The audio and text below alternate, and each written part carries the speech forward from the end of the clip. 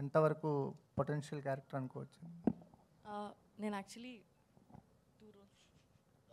Yeah, double role play చేస్తున్నాను. అలా అవ్వడానికి ఒక కారణం ఉంటుంది, అంటే 2 రోల్స్ ప్లే చేయడానికి ఒక మెయిన్ రీజన్స్ ఉంటుంది. ఆ రీజన్ చాలా ఎంటర్టైనింగ్గా, చాలా ఇంట్రెస్టింగ్గా ఉంటుంది. అదే మొత్తం సినిమాలో ఎక్కువ స్పేస్ అండ్ ఇంట్రెస్టింగ్గా ఉంటుంది. వైష్ణవి గారు, నేను వెంకట్ ఇంటివి అండి. బేబీ తర్వాత మీరు నెక్స్ట్ మూవీ చేశారు, అది అంత సక్సెస్ కాలేదు. సో దీనిపైన ఎలాంటి కేర్ తీసుకున్నారు? అంటే ఒక హీరోయిన్కి నెక్స్ట్ ఒక ఫ్లాప్ పడ్డదంటే మళ్ళీ అవకాశాలు రావడం చాలా కష్టం కదా. సో దీన్ని ఎలా చూస్ చేసుకున్నారు? సార్, అంటే సినిమా సక్సెస్ కాకపోవడం అది అంటే నేను అంత ఆలోచించే మెచ్యూరిటీ అంటే ఎక్స్పీరియన్స్ లేదు సార్ ఇంకా నాకు. బేబీలో నేను క్యారెక్టర్ వరకు చూశాను, ఆ సెకండ్ సినిమాలో కూడా క్యారెక్టర్ వరకు చూశాను. అది నాకు చాలా ఇంట్రెస్టింగ్గా, చాలా స్కోప్ ఉన్నట్టుగా అనిపించింది. ఇందులో కూడా నేను అదే చూశాను, నా క్యారెక్టర్ చాలా ఇంట్రెస్టింగ్గా, చాలా స్కోప్ ఉంది అండ్ పర్ఫామ్ చేయడానికి నాకు చాలా ఎక్సైటింగ్ అనిపించింది. సో నేను మోస్ట్లీ క్యారెక్టర్ పైనే నేను సెట్ అవుతానా, నన్ను నేను చూసుకోగలుగుతానా అండ్ నేను బాగా చేయగలుగుతాను అన్న దానిపైనే ఫోకస్ సార్. బేబీ ప్రొడక్షన్స్లోనే మళ్ళీ మీరు ఆనంద్ గారికి సినిమా అన్నారు, కానీ మళ్ళీ ఇంతవరకు ఏం అప్డేట్ లేదు, ఏంటి? అది అన్ఫార్చునేట్లీ అది ముందుకు వెళ్ళలేదు సార్. బట్ మేబీ ఫ్యూచర్లో ఇంకా ఏదైనా వస్తే I'm looking forward to do. I've always had a great experience working with them. So అంటే ఎస్కేఎన్ గారితో అంటే ఆ ప్రొడక్షన్తో అయితే మీకు ఏది ఇబ్బంది లేదు కదా? ఉందని ఎవరు చెప్పారండి? అంటే మొన్న దాంట్లో కొద్దిగా సోషల్ మీడియాలో అయితే ఇదే వైష్ణవి గారిని ఇలా అన్నారు అనేసి కొంత ఇదైతే అయింది. అదే చెప్తున్నాను, ఎవరిని అన్నారో మరి నాకు తెలీదు. బట్ ఏదైతే బయటికి వచ్చిందో న్యూస్, దానికి ఆన్సర్ చేయడానికి ఒక వీడియో చేసి పెట్టారు. ఐ థింక్ దాంతో ఆన్సర్ వచ్చేసింది అనుకో. ఆయన నన్నేం అనలేదు కదండి. సిద్ధు గారు, అది సార్ సిద్ధు గారు, ఒక నిమిషం. మీరు ఆరెంజ్లో ఆల్రెడీ బొమ్మలూరు భాస్కర్ గారితో చేయడం జరిగింది, దాంట్లో చరణ్ గారితో కూడా కాంబినేషన్ చేశారు. మళ్ళీ చరణ్ గారితో ఏమైనా చేయాలి అనుకుంటే మల్టీ స్టార్, ఎందుకంటే ఇప్పుడు ఉన్న హీరోస్ అందరూ కూడా మల్టీ స్టార్ గారు చేస్తున్నారు పెద్ద ప్యాన్ ఇండియన్ లెవెల్లో. సో మీరేమైనా అవకాశం ఉంటే మళ్ళీ చరణ్ గారితో కలిసి? Definitely would love to work with him always and he's a sweetheart and whenever I've met him I've had great experiences, so definitely కలిసి వర్క్ చేసే అవకాశం వస్తే it will be really really cool. Actually చెప్పాలంటే భాస్కర్ గారికి ఇప్పుడు success rate లేదు. Okay, so మరి ఆయన అండ్ మీరు వరుసగా బ్లాక్ బస్టర్ కొడుతున్నారు, ఏ హీరో అయినా హిట్ డైరెక్టర్కి అవకాశం ఇస్తుంటారు, మీరెందుకు ఇలా భాస్కర్ గారికి? అంటే సార్ హిట్ ఫ్లాప్ ఇక్కడ దట్స్ ఆల్ చాలా అది మన చేతిలో లేని విషయం అండి. నేను ఎప్పుడైనా ఏం బిలీవ్ చేస్తానంటే ఫస్ట్ ఈ మైక్ పక్కన పెట్టాలని బిలీవ్ చేస్తున్నాను. నేను ఏం బిలీవ్ చేస్తానంటే సార్, బేసిక్గా ఒక డైరెక్టర్ ఉండొచ్చు, యాక్టర్ ఉండొచ్చు, ఎవరైనా ఫిల్మ్ మేకర్ ఎవరైనా ఉన్నా కూడా వాళ్ళు హిట్ సినిమాలో తీస్తున్నారా ఫ్లాప్స్లో ఉన్నారా వాళ్ళు అనే దానికంటే ఎక్కువ ఇంపార్టెంట్ వాళ్ళకు ఒక సిగ్నేచర్ ఉందా లేదా అనేది సార్, వాళ్ళకు ఒక యూనిక్ స్టైల్ ఉందా లేదా అని. సో మీరు డెఫినెట్గా మీరు బొమ్మరిల్లు భాస్కర్ గారికి ఒక చాలా స్ట్రాంగ్ సిగ్నేచర్ ఉంది, ఆయనకు ఒక చాలా యూనిక్ వాయిస్ ఉన్నది, ఎవరు డినై చేయలేరు. మీరు బొమ్మరిల్లు తీసుకున్నా, పరుగు తీసుకున్నా, ఒంగోలు గీత తీసుకున్నా కూడా, ఆయన ఆరెంజ్ తీసుకున్నా కూడా, అప్పుడు మా జూడ్లో మీరు ఇప్పుడు మళ్ళీ ఆరెంజ్ అంటున్నారు. నేను కూడా ఉండే ఆ సినిమాలో లైట్, నేను కూడా బాధపడ్డా. సో మీరు తీసుకుంటే ఆయన ఎప్పుడు ఒక కొత్త కాన్సెప్ట్ చెప్తారు, ఆయన ఎప్పుడు ఒక ఫ్రెష్, అంటే మనం అందరం రోజు లైఫ్లో ఫీల్ అయ్యి చెప్తారు. So hit or flop does not matter sir, if the artist has a signature or not matters అండి. సిద్ధు గారు బీవీఎస్ చేస్తారు సార్, అత్తారింటి దారి తర్వాత మళ్ళీ రీలీజ్ చేయాలంటే ఏ సినిమా చేస్తారు?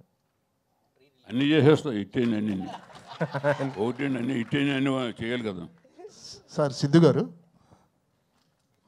సార్, మీకు టిల్లు స్క్వేర్ కానీ టిల్లు సినిమా కానీ డెఫినెట్గా మీ కెరీర్ని టర్న్ చేశాయి. ఇప్పుడు ఆ సినిమాలో కథ కంటే క్యారెక్టరైజేషను, కామెడీ, ఎంటర్టైన్మెంట్, మీ డైలాగ్ డెలివరీయే మెయిన్ హైలైట్. అంటే మన భాస్కర్ గారిని చూసుకుంటే ఆయన మొదటి సినిమా కానీ బొమ్మరిల్లు, ఆరెంజ్, మన పరుగు కానీ ఇలాంటి సినిమాలను చాలా సెన్సిటివ్ సెంటిమెంట్, చాలా ఒక కంటెంట్ పరంగా చాలా స్ట్రాంగ్ ఉన్న సినిమాలు సార్. సో ఈ సినిమాలు అంటే ఈ సినిమాలతో మీ గత సినిమాలతో పోల్చుకుంటే ఈ సినిమాలో కంటెంట్ ఎలా ఉండబోతుంది? మీరు భాస్కర్ గారి స్టైల్కి అడాప్ట్ అయ్యారా, మీ స్టైల్కి భాస్కర్ గారు వచ్చారా? డెఫినెట్లీ భాస్కర్ గారి స్టైల్కి నేను అడాప్ట్ అయ్యానండి, ఎందుకంటే ఒక సినిమా తీసే బ్రెయిన్ ఒకటి ఉంటుంది, ఆ బ్రెయిన్లో నడుస్తుందే సినిమా. ఆబ్వియస్లీ ఇంప్రవైజేషన్స్ అవన్నీ జరుగుతాయి. అంటే సార్ ఇప్పుడు కొన్ని సినిమాలు క్యారెక్టర్ డ్రివెన్ ఉంటాయి సార్, కొన్ని సినిమాలు ప్లాట్ డ్రివెన్ ఉంటాయి, కొన్ని సినిమాలు ఈవెంట్ డ్రివెన్ ఉంటాయి. ఇది ప్లాట్ డ్రివెన్ ఫిల్మ్ అండి ఇది. బట్ జాక్ అనేవాడి చుట్టూ ఏం జరుగుతుంది, జాక్ అనేవాడు ఒక సిచ్యువేషన్లోకి ఎలా వెళ్ళి పడుతున్నాడు, అది that is how the film unfolds. అంటే మీకు ఈ టిల్లు స్క్వేర్ కానీ డీజే టిల్లు ఈ సినిమాల ద్వారా వచ్చిన ఒక ఇమేజ్ను నిలుపుకోవటానికి డెఫినెట్గా ఎన్నో ఏళ్ళ స్ట్రగుల్ తర్వాత వచ్చింది ఒక బ్రేక్. సో ఇది నిలుపుకోవటానికి మీరు చేసిన ప్రతి సినిమా అంటే మీకు బాధ్యత అంటే ఒక రకంగా ఇది నిలుపుకోవాలి అనేది ఈ కథ విన్నప్పుడు కూడా అనిపించింది. డెఫినెట్గా మీరు తీసుకునే డిసిషన్సే మీ ఫర్దర్గా ఫ్యూచర్ అనేది డిసైడ్ చేస్తుంది. సో ఇది బాధ్యతగా ఫీల్ అవుతున్నారా, ఈ ఇమేజ్ని ఎంజాయ్ చేస్తున్నారా? ఇలా ప్రతి సినిమా బాగుండాలి సార్, ఫస్ట్ అది ఫీల్ అవుతాను నేను. అంటే అది టిల్లు అంత బాగుందా, టిల్లు స్క్వేర్ అంత బాగుందా నాకు తెలీదు, బట్ ప్రతి సినిమా బాగుండాలి. ఆ సినిమా చెప్పాలనుకున్న కథ ఆ సినిమా చెప్పాలి. ఆ సినిమా బోర్ కొట్టించకుండా 2 hours మనల్ని ఎంటర్టైన్ చేసి పంపించేసేయాలి. అది చేయగలిగితే చాలంటాను సార్. సార్ ప్రసాద్ గారు, సార్ మన ఎస్విసి బ్యానర్లో ఇప్పటివరకు ఎన్నో మగధీర లాంటి సినిమా, అత్తారింటికి దారేది ఇలాంటి చాలా పెద్ద సినిమాలు వచ్చాయి సార్. మన బ్యానర్ నుంచి చాలామంది హీరోలు డెఫినెట్గా పెద్ద హీరోలు అందరూ చేశారు, ఇప్పుడున్న యూత్ హీరోలతో కూడా చేస్తున్నారు. సో బ్యానర్లో మళ్ళీ అంటే మన బ్యాన్ నుంచి రాజమౌళి గారు కానీ సుకుమార్ గారు కానీ పెద్ద పెద్ద డైరెక్టర్లతో సినిమాలు చేశారు. నెక్స్ట్ ఒక బిగ్ ప్రాజెక్ట్ ఏది ఉండబోతుంది మన బ్యానర్లో? సక్సెస్ అయిన ప్రతి సినిమా కూడా బిగ్ ప్రాజెక్టే. మన విరూపాక్ష కూడా బిగ్ ప్రాజెక్టే. ఇది కూడా అవ్వచ్చు రేపు. ఏదైనా హిట్ సినిమా హీరోలు అంటారా, పెద్ద హీరోలు అని చిన్న హీరో సక్సెస్ అంతే, దాని తర్వాత ఉన్నాయని. సిద్ధు గారు యాక్చువల్గా మీరు ఇప్పటివరకు చేసిన హీరోయిన్స్ వేరు, ఈ అమ్మాయి వేరు, వైష్ణవి. సో తనతో చేస్తున్నప్పుడు అంటే యాక్టింగ్ పరంగా అంటే ఆమె కూడా పర్ఫార్మెన్స్ పరంగానే లాస్ట్ టైం బేబీ సినిమాకి అమ్మాయి బ్యాక్ బోన్ అయింది. సో పర్ఫార్మెన్స్ పరంగా మీరు ఎలాంటి ఛాలెంజెస్ తీసుకున్నారు? సిద్ధుతో చేస్తున్నప్పుడు మీరు ఎలా తీసుకున్నారు ఆ ఛాలెంజ్? ఇప్పుడు ఐ ఫీల్ దట్ స్క్రీన్ మీద ఒక పేరు ఎప్పుడైనా బాగుంది అని అనిపిస్తుందండి మీకు. మనం అందరం ఏమంటాం అంటే ఇద్దరు కెమిస్ట్రీ చాలా బాగుంది, ఇద్దరు పేరు చాలా బాగుంది చూడడానికి అంటాం కదా. దానికి కోర్ రీజన్ ఏంటంటే సార్ ఇద్దరికి యాక్టింగ్ వచ్చు బేసిక్గా, అంతే సార్, ఇంకేం లేదు. ఎందుకంటే నాకు శ్రద్ధా శ్రీనాథ్కి కృష్ణానస్ లీలాలో సూపర్ కెమిస్ట్రీ ఉందన్నారు చాలామంది. నార్మల్గా ఆఫ్ స్క్రీన్ మీరు మా ఇద్దరిని చూస్తే మేము ఇద్దరు అసలు వీళ్ళిద్దరి మధ్యలో నిజంగానే అంత కెమిస్ట్రీ ఉందని అనిపిస్తుంది మీకు. సో ఒక ఇద్దరి మధ్యలో కెమిస్ట్రీ ఉందంటే అర్థం ఏంటంటే వాళ్ళిద్దరు మంచి యాక్టర్లు అని అర్థం. సో మీరు బేబీకి అమ్మాయి బ్యాక్ బోన్ అన్నారు కదా, మీరు చూస్తారు రేపు జాక్కి కూడా అమ్మాయి బ్యాక్ బోన్. మీరు చూస్తే సినిమాలో అమ్మాయి క్యారెక్టరైజేషన్, ఆ అమ్మాయి క్యారెక్టర్కి ఉన్న రేంజ్ అదంతా చూస్తే ఈ సినిమాకి కూడా she will be a back bone. నేను మస్తు చెప్పిన నీ గురించి, నువ్వు బాయ్.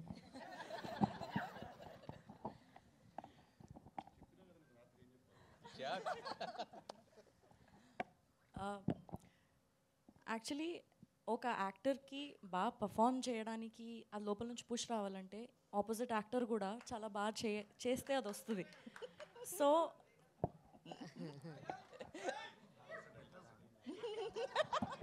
వర్సటైల్ యాక్టర్ అండి.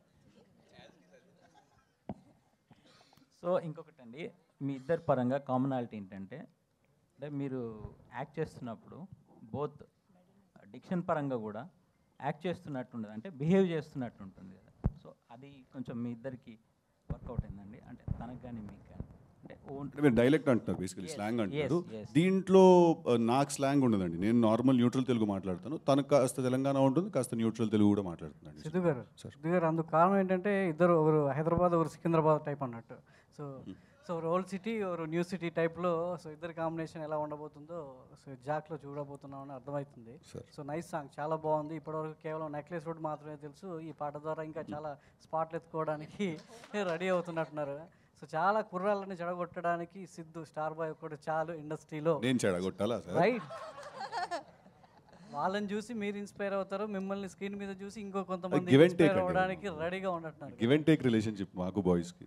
అంటే స్టార్ బాయ్ ఇమేజ్ ఒక కష్టపడి తీసుకొచ్చుకున్నారు. ఒక దాన్ని చూస్తే అర్థమవుతుంది ఏంటంటే సిద్ధు ఒకప్పుడు పవన్ కళ్యాణ్ గారు ఖుషీలో ఏదైతే ఆ క్యారెక్టరైజేషన్ ఏ విధంగా ఉంటుందో ఆ తర్వాత హీరోల్లో సో ఆ తర్వాత మళ్ళీ మీరు కనబడుతున్నారు.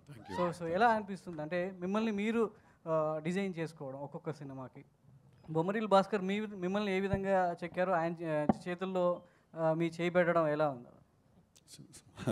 అసలు నేను చేసిన సినిమాల్లో ఇంత పొయిటిక్ డెప్త్ ఉందని మీరు ఇప్పుడు నా క్వశ్చన్లో నాకు అర్థమైంది. మీరు ఆయన ఎలా చెక్కారు, మీరు మీ చేతిని ఆయన చేతిలో ఎలా పెట్టారు? అసలు ఈ క్వశ్చన్కి ఆన్సర్ అవసరం లేదు, అంత బ్యూటిఫుల్ క్వశ్చన్ ఇది. అంటే సార్ మీరు చాలా అడిగారండి, నేను సమాధానం చెప్పాను, నాకు అర్థం కావట్లేదు. మీ బేసిక్ సార్ కోర్ క్వశ్చన్ వస్తారు మళ్ళీ నా కోసం. ఒకప్పుడు కళ్యాణ్ గారిని చూస్తే Right, right. Sir, అది thank you అండి. It's a తర్వాత huge- మళ్ళీ మీరు యూత్ని అట్రాక్ట్ చేసుకోవడానికి అదే వేలో వెళ్తున్నారు. అర్థమైంది. థ్యాంక్ యూ అండి. Thank you for repeating the question. Firstly huge compliment అండి కళ్యాణ్ గారితో కంపేర్ చేయడం. బికాజ్ ఐ థింక్ ఒక ఫ్రీ స్టైల్ సినిమాలోకి ఒక క్యారెక్టరైజేషన్స్లో తీసుకొచ్చిందంటే అది కళ్యాణ్ గారే. అదే అంటారు కదా, ఆయన తిక్కగా ఉంటుంది కానీ దానికో లెక్క ఉంటుంది బేసిక్గా, right? So method to madness అంటుంది దాన్ని. So thank you very much. I think అది ఏదో నేను ప్లాన్ చేసింది కాదండి, అది జరిగిపోయింది అలాగా. నేను చూసిన లైఫ్ ఎక్స్పీరియన్స్ అన్నింటిలో వాటిల్లో అన్ని కలుపుకుని ఏదో రాస్తే వాడు ఒకడు వింత మనిషిలాగా ఒకడు పుట్టేటిల్లు అని. సో అది వర్కౌట్ అయింది. సో అంతే సార్, అంత రాకెట్ సైన్స్ ఏం లేదు దానికి. సిద్ధు గారు Pablo Neruda Pablo Neruda, yes sir.